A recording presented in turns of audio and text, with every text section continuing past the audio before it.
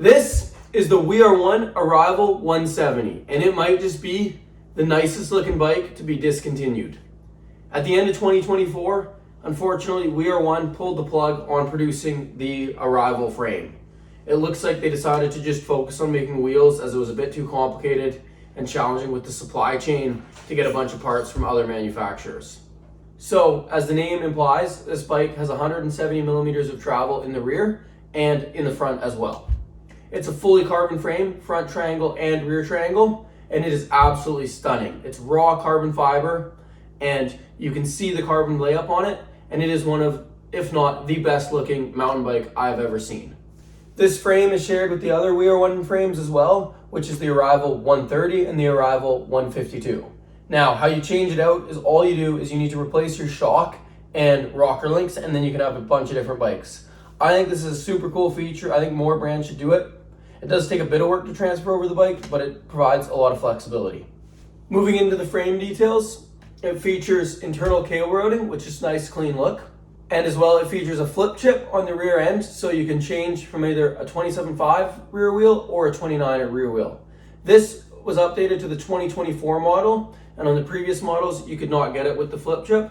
As well, along with that 2024 model upgrade, they added a UDH, so then you can run the new SRAM transmission as on this bike.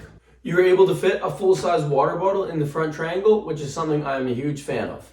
The suspension on this bike is provided by a dual-link suspension system.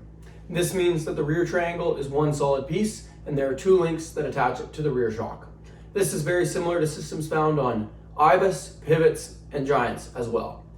The rear shock is a 205 by 65 millimeter shock, and it is compatible with either coil or air for this frame design. This frame features a threaded bottom bracket, which is something I really like to see. Moving towards the rear of the bike, the rear wheel uses a Super Boost hub spacing, which is something that I'm not a total fan of. I find it is much easier with just boost spacing for compatibility and parts, but you do get a stiffer rear end with that Super Boost spacing. Another quirk with this bike that's worth noting is the rear brake mount. You can run either a 180 or 203 millimeter rotor on the rear end, and because of the wide hub spacing, you are required to use a WeAre1 brake adapter, and a normal standard brake adapter will not work. This does make things a little bit more complicated for getting parts, and you'll probably have to order it from WeAre1 themselves. Now let's move into the key geometry details of this bike. WeAre1 only offered the Arrival in three sizes: medium, large, and extra large. This bike right here is a size large, and it has a reach of 472 millimeters. The head angle is 63.7 degrees. It has a stack height of 624 millimeters. It has a chainstay length of 447 millimeters, and it has an effective seat tube angle of 76.6 degrees. I will put the full geometry chart on screen now so you can pause and really get into the details. Now that we've gone over the frame details and geometry, I'll talk a little bit about this specific build and the components on it.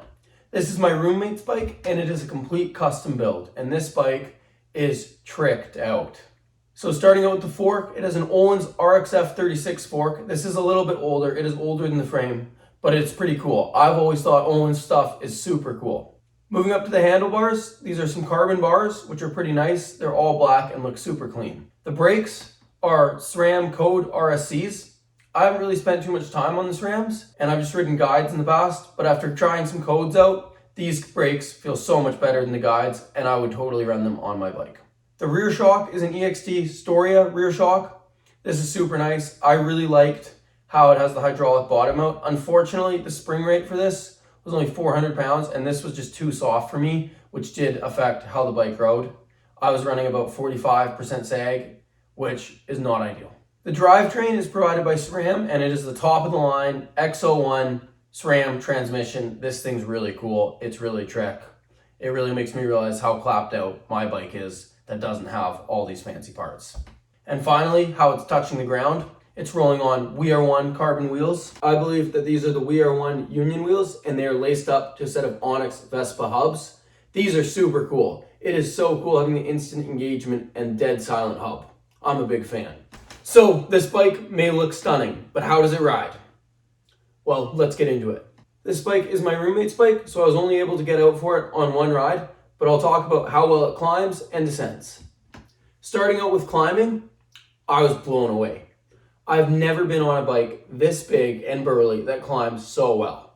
For a 170mm bike, front and rear, it climbs like a trail bike. It climbs better than my Kona Process 153, that's for sure. It's got a super supportive rear suspension and a great climbing position.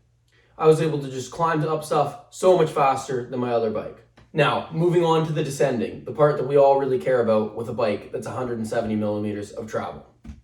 This bike is an enduro race bike. I could not get over how well it pumps, jumps, and corners and carries speed. This thing just feels so fast. It pumps and jumps better than my Kona Process, which has less travel. Once you point this thing downhill, it just wants to go. It might not be the cushiest bikes like a high pivot, like something like a Trek Slash, but it's still really solid, and once you're off the brakes and let the suspension work, it feels really good. That's why I think this is the perfect race bike. The more you give this bike, the more you get out. I really liked how this bike cornered with the mullet rear wheel. It felt super snappy and super fun. This bike is so much more versatile than it seems for a bike this burly and long travel. It is the perfect all-rounder if you like to do a few days in the bike park, ride super gnarly tech trails, but also still ride some more pedally stuff. This now brings me to the scoring for the We Are One Arrival. Starting out with climbing, this bike gets a 7 out of 10. You won't find a burly 170mm bike that climbs as good as this. I can't give it anything higher than that because that's going to go to cross-country bikes, etc. Next up, descending. This bike gets an 8 out of 10. It is awesome. It's more racy and you need to be on it for sure, but this thing wants to rip. For fun factor, this bike is a 7 out of 10. For value, I'm giving this bike a 4 out of 10.